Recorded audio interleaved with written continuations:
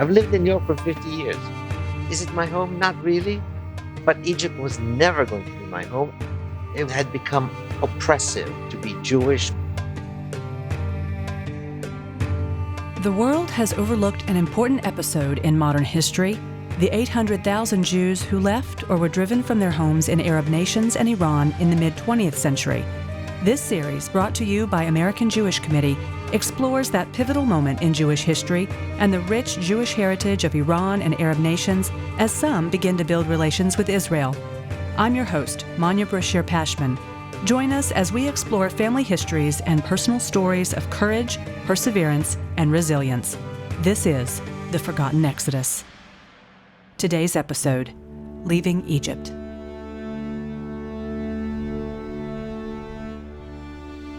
Author André Aciman can't stand Passover Seders. They are long and tedious. Everyone gets hungry long before it's time to eat. It's also an unwelcome reminder of when André was 14 and his family was forced to leave Egypt, the only home he had ever known. On their last night there, he recounts his family gathered for one last Seder in his birthplace. By the time I was saying goodbye, the country Egypt had essentially become sort of Judenrein. Judenrein is the term of Nazi origin meaning free of Jews. Most, if not all of the Jews, had already left. By the time we were kicked out literally from Egypt, my parents had already had a life in Egypt. My mother was born in Egypt, she had been wealthy, my father became wealthy, and of course they had a way of living life that they knew they were abandoning. They had no idea what was awaiting them. They knew it was going to be different, but they had no sense. Being younger, I just couldn't wait to leave because it had become oppressive to be Jewish. As far as I was concerned, it was goodbye, thank you very much, I'm going. André Aciman is best known as the author whose novel inspired the Oscar-winning film Call Me By Your Name, which is as much a tale of coming to terms with being Jewish and a minority as it is an exquisite coming-of-age love story set in a villa on the Italian Riviera. What readers and moviegoers didn't know is that the Italian villa is just a stand-in. The story's setting, its distant surf, serpentine architecture, and lush gardens, where Elio and Oliver's romance blooms and Elio's spiritual awakening unfolds, is an ode to André's lost home, the coastal Egyptian city of Alexandria.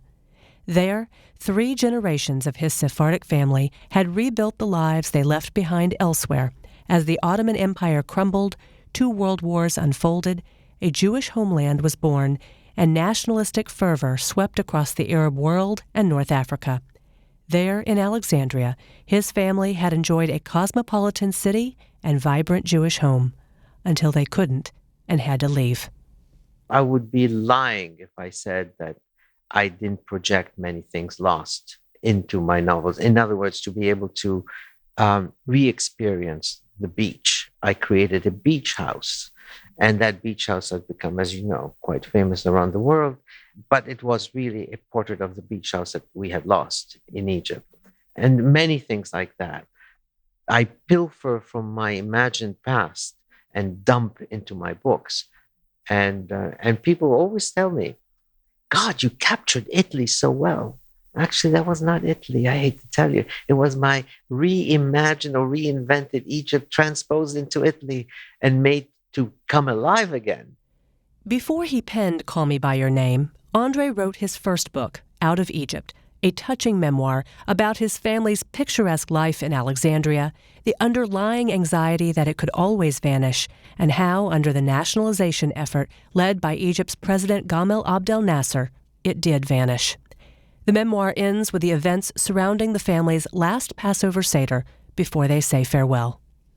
This was part of the program of the President Nasser, which was to take particularly Alexandria and turn it into an Egyptian city, sort of purified of all European influences. And it worked. As by the way, and this is the biggest tragedy that happens to, particularly to Jews, is when a culture decides to expunge its Jews or to remove them in one way or another. it succeeds. It does succeed. You have a sense that it is possible for a culture to remove an entire population. And this is part of the Jewish experience, to accept that this happens. Egypt did not just expunge its Jewish community, it managed to erase Jews from the nation's collective memory. Only recently have people begun to rediscover the centuries of rich Jewish history in Egypt, including native Egyptian Jews dating back millennia. In addition, Egypt became a destination for Jews expelled from Spain in the 15th century, and after the Suez Canal opened in 1869, a wave of more Jews came from the Ottoman Empire, Italy, and Greece. And at the end of the 19th century, Ashkenazi Jews arrived, fleeing from European pogroms. The Jewish community in Egypt was very diverse. The longest standing community in Egypt would have been Arabic-speaking Jews. We would say now as Mizrahi Jews.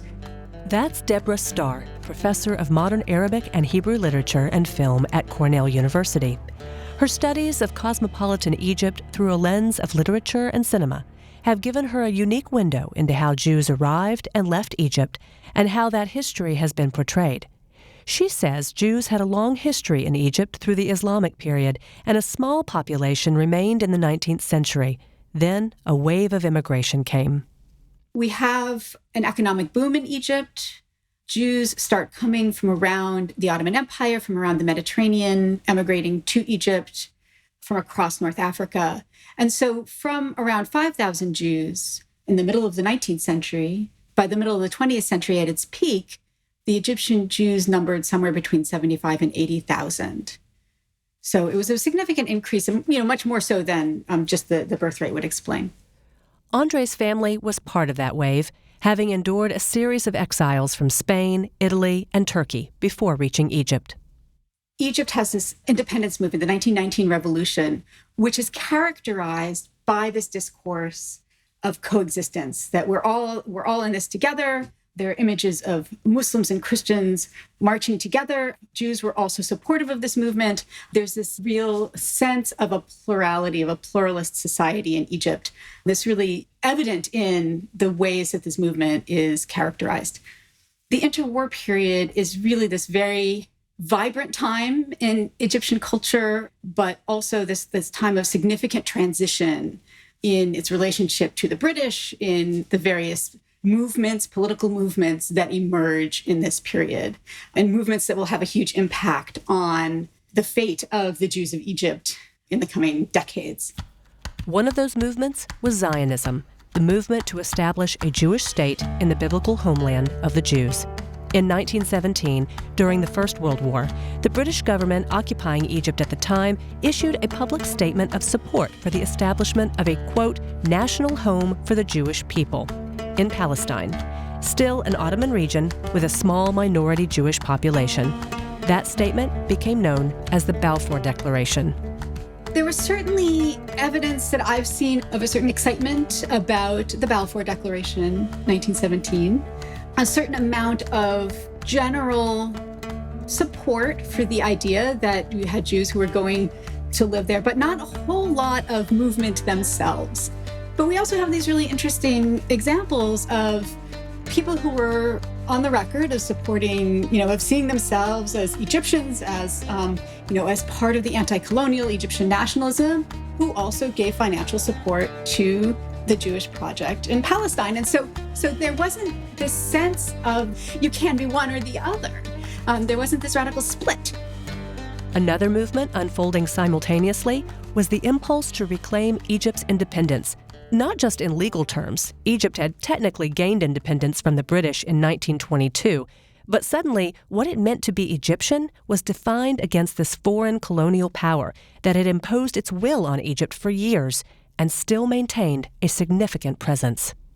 We also see moves within Egypt toward the Egyptianization of companies. There are laws that start saying we want to give priority to our citizens because the economy had been so dominated by either foreigners or people who were local but had foreign nationality. And this begins to disproportionately affect the Jews. because so many of the Jews, had been immigrants in a generation or two earlier. Some of them had either achieved protected status or arrived with papers from one or another of the European powers. In 1929, Egypt adopted its first law giving citizenship to its residents, but it was not universally applied. By this time, the conflict in Palestine and the rise of Zionism had shifted how the Egyptian establishment viewed Jews. Particularly the Jews who had lived there for a really long time, some of whom were, among the lower classes, who didn't travel to Europe every summer and didn't need papers to prove their citizenship. By the time they started seeing that it was worthwhile for them to get citizenship, it was harder for Jews to be approved. So by the end, we do have a pretty substantial number of Jews who end up stateless. Stateless, but not for long. In 1948, the Jewish state declared independence. In response, King Farouk of Egypt joined 4 other Arab nations in declaring war on the newly formed nation, and they lost. The Arab nations' stunning defeat in that first Arab-Israeli war sparked a clandestine movement to overthrow the Egyptian monarchy, which was still seen as being in the pocket of the British. One of the orchestrators of that plot, known as the Free Officers Movement, was Colonel Gamal Abdel Nasser.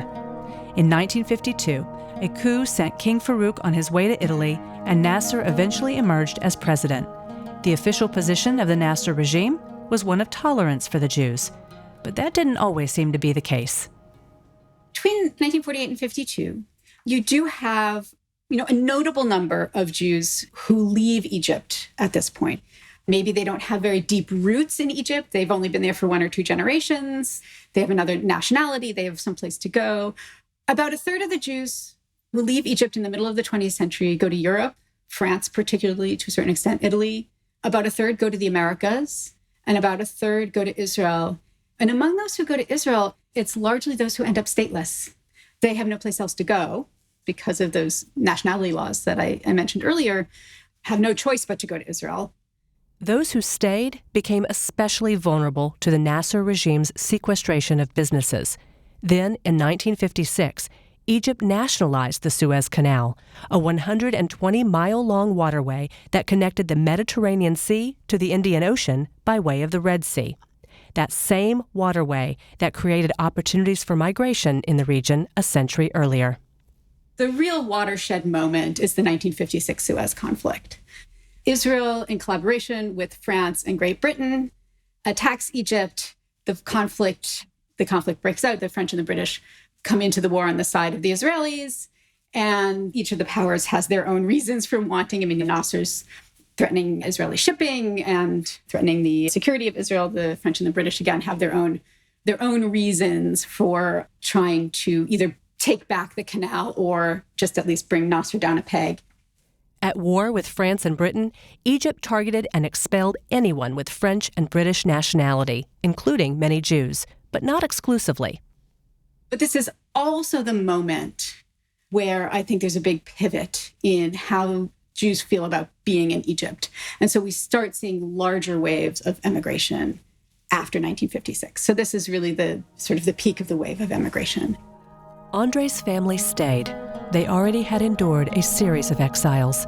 His father, an aspiring writer who copied passages by Marcel Proust into his diary, had set that dream aside to open a textile factory, rebuild from nothing what the family had lost elsewhere, and prepare young André to eventually take over the family business. He wasn't about to walk away from the family fortune again. André Aciman's story is quite, as I said, the majority of the Jewish community leaves in the aftermath of 1956, and his family stays a lot longer. So he has, incredible insights into what happens over that period where the community has already significantly diminished. Indeed, over the next 9 years, the situation worsened. The Egyptian government took his father's factory, monitored their every move, frequently called the house with harassing questions about their whereabouts, or knocked on the door to issue warrants for his father's arrest, only to bring him in for more interrogation. As much as André's father clung to life in Egypt, it was becoming a less viable option with each passing day.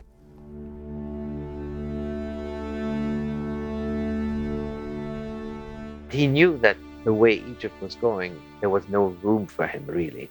And I remember during the last 2 years our last 2 years in Egypt, there was constantly references to the fact that we were going to go. This was not lasting.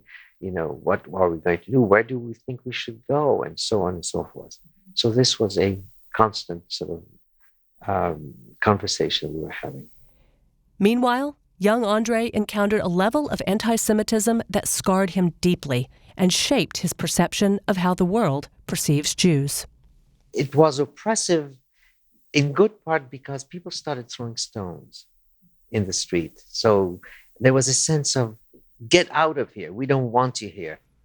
It was in the streets and in the schools, which were undergoing an Arabization after the end of British rule, making Arabic the new lingua franca and anti-Semitism the norm. There's no question that anti-Semitism was now rooted in place. In my school, when I went to a British school, but it had become Egyptian, although they taught English, predominantly English, but we had to take Arabic classes in sort of social sciences and history and in Arabic as well. And in the Arabic class, which I took for many years, I had to study poems that were fundamentally anti-Jewish, not just anti-Israeli, which is a big distinction that people like to make. It doesn't stick. I was reading and reciting poems that were against me. And the typical cartoon for a Jew was a man with a beard, big tummy, hooked nose. And I knew this is really me, isn't it? Okay. And so you look at yourself with a saber running through it with an Egyptian flag. And I'll never forget this. This was basically, I was told that this is something I had to learn and accept and side with by the teachers and by the books themselves. And the irony of the whole thing is that one of the best tutors we had was actually the headmaster of a Jewish school. He was Jewish and very Orthodox himself. And he was teaching me how to recite those poems that were anti-Jewish. And of course, he had to do it with a straight face. One by one, Jewish neighbors lost their livelihoods and, unable to overcome the stigma, packed their bags and left. In his memoir, André recalls how prior to each family's departure, the smell of leather lingered in their homes from the dozens of suitcases they had begun to pack. By 1965, the smell of leather began to waft through André's home. Eventually, one afternoon, I came back from school and my father said to me, they don't want us here anymore. Those were exactly the words he used. They don't want us here. I said, what do you mean? Well, they've expelled us. And I was expelled with my mother and my brother sooner than my father was.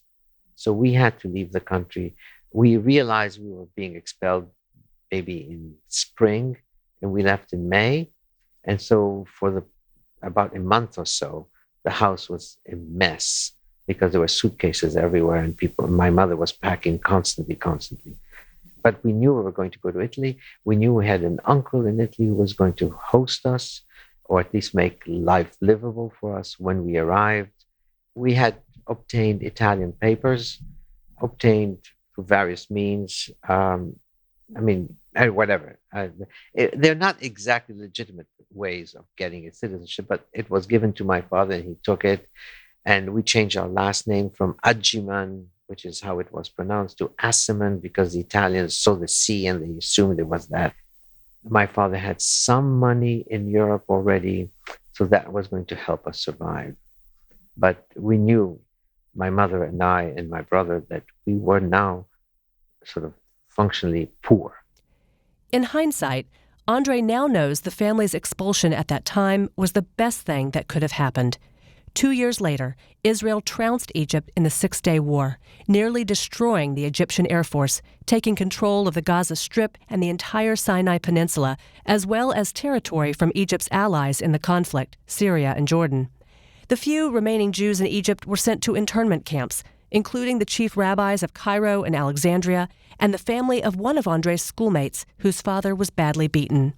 After 3 years in Italy, André's family joined his mother's sister in America, confirming once and for all that their life in Egypt was gone.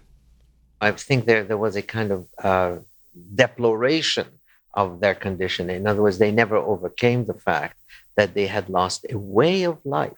And of course, the means to sustain that life was totally taken away because they were nationalized and had their property sequestered. Everything was taken away from them. So they were tossed into the wild sea. My mother basically knew how to shut the book on Egypt. She stopped thinking about Egypt. She was an American now. She was very happy to have become a citizen of the United States. Whereas my father, who basically was the one who had lost more than she had, because he had built his own fortune himself, never overcame it. And so he led a life of the exile who continues to go to places and to restaurants that are costly, but that he can still manage to afford if he watches himself. So he never took cabs, he always took the bus. And he lived a pauper's life, but with good clothing, because he still had all his clothing from his tailor in Egypt. But it was a bit of a production, a performance for him. André's father missed the life he had in Egypt. André longs for the life he could have had there. I was going to study in England. I was going to come back to Egypt. I was going to own the factory. So this was kind of inscribed in my genes at that point. And of course, you give up that. As I like to say, and I've written about this many times, is that whatever you lose or whatever never happened continues to sort of subexist in somewhere in your mind. In other words, it's something that has been taken away from you, even though it never existed. But like his mother, André moved on. In fact, he says moving on is part of the Jewish experience. Married with sons of his own, he now is a distinguished professor at the Graduate Center of City University of New York, teaching the history of literary theory.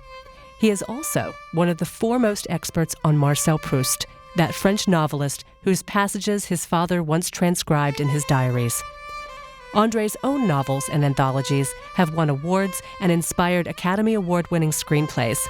Like Israel opened its doors and welcomed all of those stateless Egyptian Jews, America opened doors for André.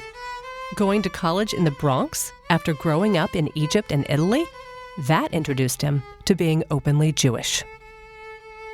I went to Lehman College as an undergraduate. I came to the States in September. I came too late to go to college, but I went to an event at college in October or November, and already people were telling me they were Jewish. I mean, I'm Jewish and I do this and that. And so I felt, oh God, it's like, you mean people can be natural about their Judaism? And so I began saying to people, I'm Jewish too, or I would no longer feel this sense of hiding my Jewishness, which came when I came to America, not before, not in Italy, not in Egypt, certainly. But the experience of being in a place that was fundamentally all Jewish, like being in the Bronx in 1968, was mind-opening for me. It was, I can let everything down. I can be Jewish like everybody else. It's no longer a secret. I don't have to pretend that I was a Protestant when I didn't even know what kind of Protestant I was. As a person growing up in an anti-Semitic environment, you have many guardrails in place. So you know how not to let it out this way or that way or this other way. You don't speak about matzah, you don't speak about haroset, you don't speak about anything. So to prevent yourself from giving out that you're Jewish. Though the doors had been flung open and it felt much safer to be openly Jewish, André to this day cannot forget the anti-Semitism that poisoned his formative years. I assume that everybody's anti-Semitic at some point. It is very difficult to meet someone who is not Jewish, who, after they've had many drinks, will not turn out to be slightly more anti-Semitic than you expected. It is there. It's culturally dominant. And so you have to live with this. As my grandmother used to say, I'm just giving this person time until I discover how anti-Semitic they are. It was always a question of time. His family's various displacements and scattered roots in Spain, Turkey, Egypt, Italy, and now America have led him to question his identity and what he calls home. I live with this sense of, I don't know where I belong. I don't know who I am. I don't know any of those things. What's my flag? I have no idea. Where's my home? I don't know. I live in New York. I've lived in New York for 50 years. Is it my home? Not really. But Egypt was never going to be my home. André knew when he was leaving Egypt that he would one day write a book about the experience. He knew he should take notes, but never did. And like his father, he started a diary, but it was lost. He started another in 1969. After completing his dissertation, he began to write book reviews for Commentary, a monthly American magazine on religion, Judaism, and politics, founded and published at the time by American Jewish Committee. The editor suggested André write something personal, and that was the beginning of Out of Egypt. In fact, 3 chapters of his memoir, including The Last Seder, appeared in Commentary before it was published as a book in 1994. André returned to Egypt shortly after its release, but he has not been back since, even though his sons want to accompany him on a trip. They want to go back, or they want to go back with me. The question is, I don't want to put them in danger. You never know. You never know how people will react to. I mean, I'll go back as a writer who wrote about Egypt and was Jewish, and who knows what awaits me. It will be friendly, it will be icy and chilly, or will it be hostile? I don't know. And I don't want to put myself there. In other words, the view of Jews has changed. It went to friendly, to enemy, to friendly, enemy, friendly, and so on and so forth. In other words, it is a fundamentally unreliable situation. He also doesn't see the point. It's impossible to recapture the past. The pictures he sees don't look familiar, and the people he used to know with affection have died. But he doesn't want the past to be forgotten. None of it. He wants the world to remember the vibrant Jewish life that existed in Cairo and Alexandria, as well as the vile hatred that drove all but a handful of Jews out of Egypt. Cornell professor Deborah Starr says for the first time in many years, young Egyptians are asking tough questions about the Arabization of Egyptian society and how that affected Egyptian Jews. Perhaps Israel and Zionism did not siphon Jewish communities from the Arab world, as the story often goes. Perhaps instead, Israel offered a critical refuge for a persecuted community. I think it's really important to tell the stories of Mizrahi Jews. I think that, particularly here we are speaking in English to an American audience where the majority of Jews in North America are Ashkenazi. We have our own identity, we have our own stories. But there are also other stories that are really interesting to tell and, are part of the history of Jews in the 20th and 21st centuries. They're part of the Jewish experience. And so that's some of what has always motivated me in my research and, looking at the stories of coexistence among Jews and their neighbors in Egypt.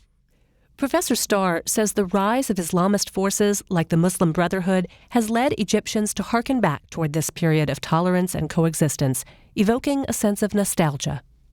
The people are no longer living together, but it's worth remembering that past. It's worth reflecting on it in an honest way and not, to look at the nostalgia and say, oh, look, these people are nostalgic about it. What is it that they're nostalgic for? What are some of the motivations for that nostalgia? How are they characterizing this experience? But also to look, kind of critically on the past and understand, where things were working, where things weren't, and to tell the story in an honest way. Though the communities are gone, there has been an effort to restore the evidence of Jewish life. Under Abdel Fattah el-Sisi, Egypt's president since 2014, there have been initiatives to restore and protect synagogues and cemeteries, including Eliyahu Hanavi Synagogue in Alexandria, Maimonides' original yeshiva in Old Cairo, and Cairo's vast Jewish cemetery at Basseterre. But André is unmoved by this gesture. In fact, I got a call from the Egyptian ambassador to my house here saying, we're fixing the temples and the synagogues, and we want you back. Oh, that's very nice. First of all, I told him fixing the synagogues doesn't do anything for me because I'm not a religious Jew.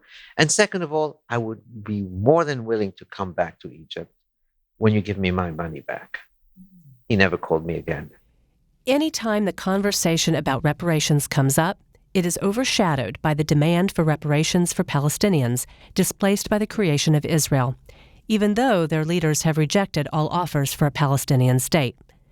André wishes the Arab countries that have attacked Israel time and again would invest that money in the welfare of Palestinian refugees, help them start new lives, and to thrive instead of using them as pawns in a feudal battle. He will always be grateful to HIAS, the Hebrew Immigrant Aid Society, for helping his family escape, resettle, and rebuild their lives. We have made new lives for ourselves. We've moved on. And I think this is what Jews do all the time. They arrive or they are displaced, they're kicked out, they refashion themselves. Anytime I can help a Jew, I will. Because they've helped me, because it's the right thing to do for a Jew. If a Jew does not help another Jew, what kind of a Jew are you? I mean, you could be a non-religious Jew as I am, but I am still Jewish.